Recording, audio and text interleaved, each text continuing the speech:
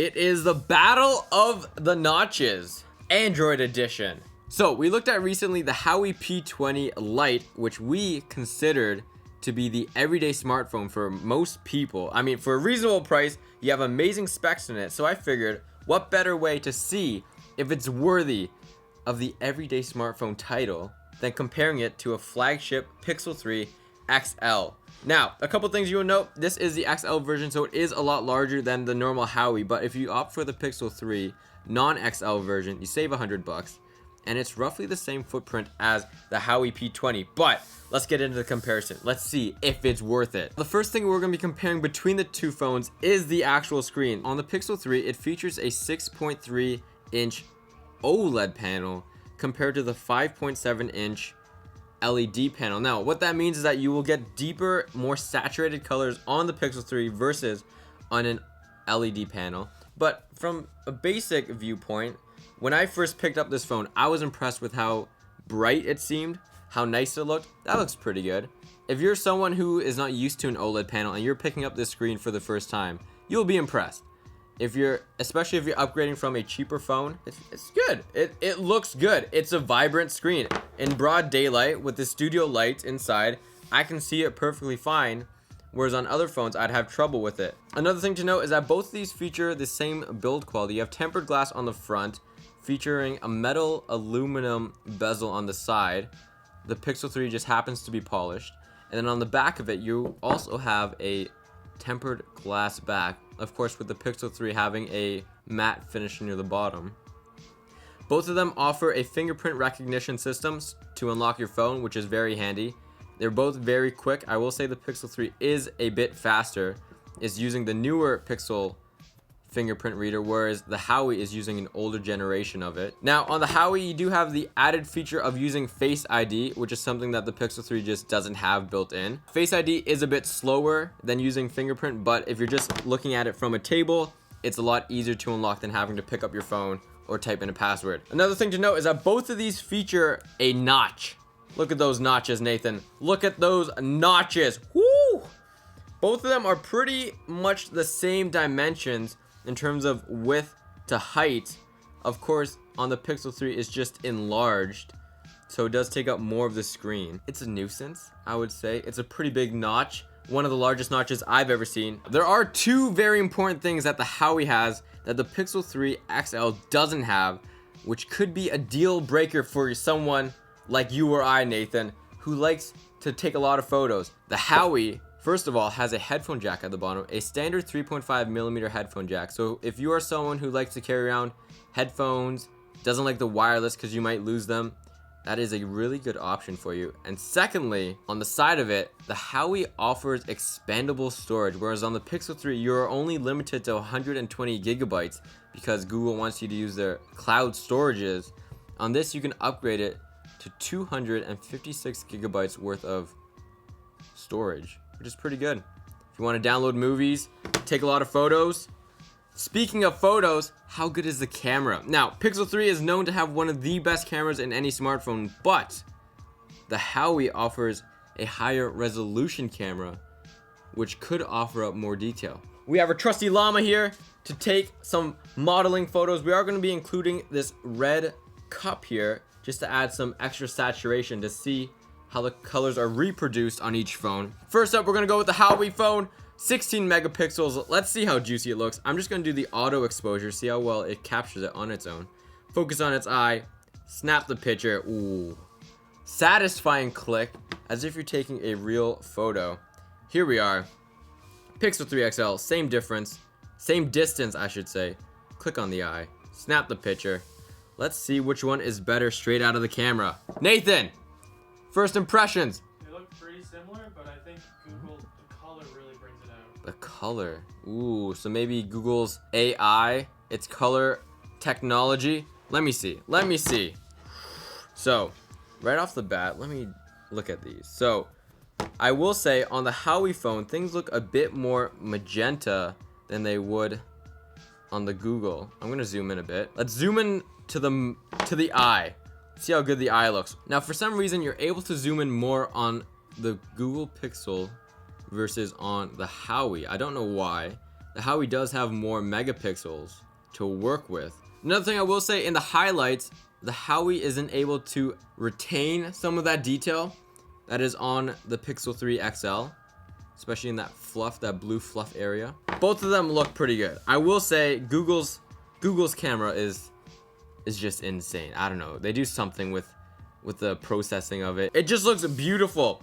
A couple features that the Pixel 3 XL or the Pixel 3 cameras have over the Huawei is they do have that true depth.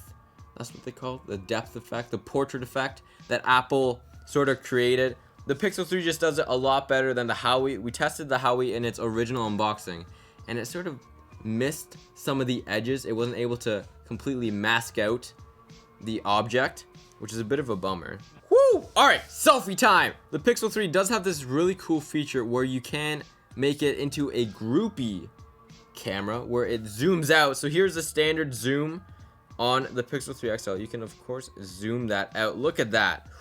So we're going to be testing this out. We got our trusty llama here. We're going to take a selfie arm's length away. My arm is fully extended.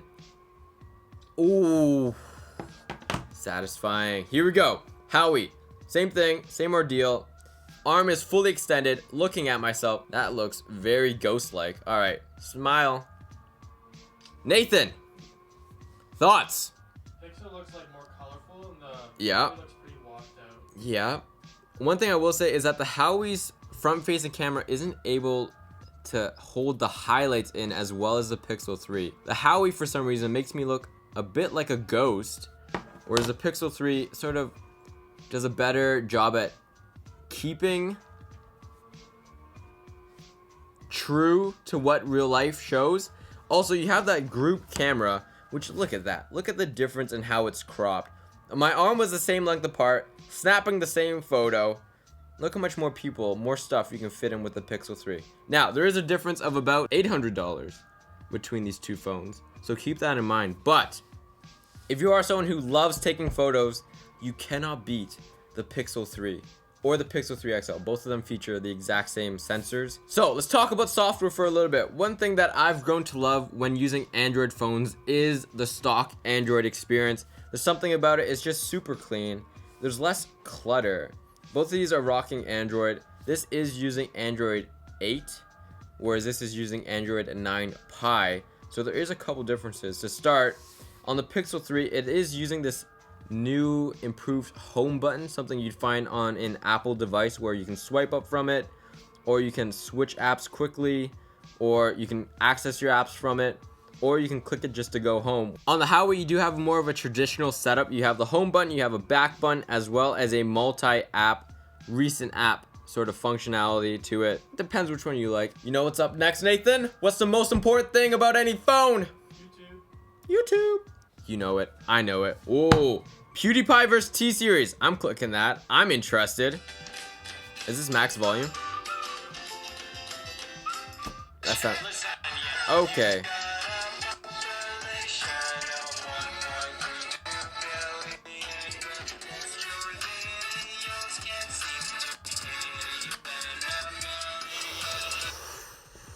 That audio coming from your device. Now, I'm someone who doesn't normally listen to my phone's audio through its speakers. I prefer to have earbuds in or headphones on. This way it's more of a private viewing. This way someone next to me doesn't know what I'm doing. But the speakers on this, if you are sharing a video, it's very tinny. It doesn't have a high quality. Now, another thing that we notice when playing videos on YouTube is that when you do want to expand it to film the screen, it actually ignores the portion of the screen where the notch is, so there's no notch in your viewing experience, which is kind of a cool feature. Looks nice. Now, on this Android phone, on the Huawei, you are limited to 1080p. It doesn't allow it to view any videos in a higher quality, so keep that in mind. But let's see what it's like on the Pixel 3. Turn up the quality. It goes all the way up to 1440p. Full screen it. Max volume it. She doesn't answer. She shuts down. Have you seen those full videos? screen. That's kind of spooky. Alexa. Now, viewing stuff on the Pixel 3, it does have a higher resolution screen. It does offer the higher resolution source from YouTube, and the speakers just sound better. You have both speakers front facing, so when you are watching it, the sound's going right to you, versus in the Huawei, where it goes out of the bottom and then depending on how you're holding it, if it's redirected. So keep that in mind. Now, one thing I will say with the LCD panel, it does get brighter than the OLED panel of the Pixel 3. Like, its whites are just brighter. This table looks a bit darker. It's just something about the OLED panel on the Google Pixel 3s is a bit dark. We compared it to a Samsung the other day. It's darker than the Samsung. I don't know. It's weird. In conclusion, the Huawei P20 Lite. There's a lot to like about it. For starters, its build quality is on par with the Pixel 3. Tempered glass on the front and back with aluminum bezels, very 2018-like. It has a headphone jack, expandable storage. Its front panel is bright enough to view it in broad daylight. Like, look at that. Look at how bright that panel is. It looks good. The rear camera is a high quality camera. It's not the best, but it's up there in top 10 of 2018 cameras, I'd say. 16 megapixels. The selfie camera is a bit lacking, but for a third of the price of the Pixel 3 and Pixel 3 XL, it's hard not to go with it. In my opinion, in 2018, this is probably the everyday smartphone for most people. Would you say so? You agree, Nathan? I do. If you're an Android user on a budget sub $400, this is probably the best phone to go with. It feels nice in the hand. It feels like the future. Also, when you're you know, you want to log in, it's pretty quick. It's a good phone. I like it. Not gonna lie, I would use the Huawei as my everyday driver, but if you're looking for something that is the top of the food chain, so to speak, in terms of smartphones, its quality, its functionality, the Pixel 3, I mean, you can't beat it. It's Google and that camera. Let me know what you'd pick in the comments below.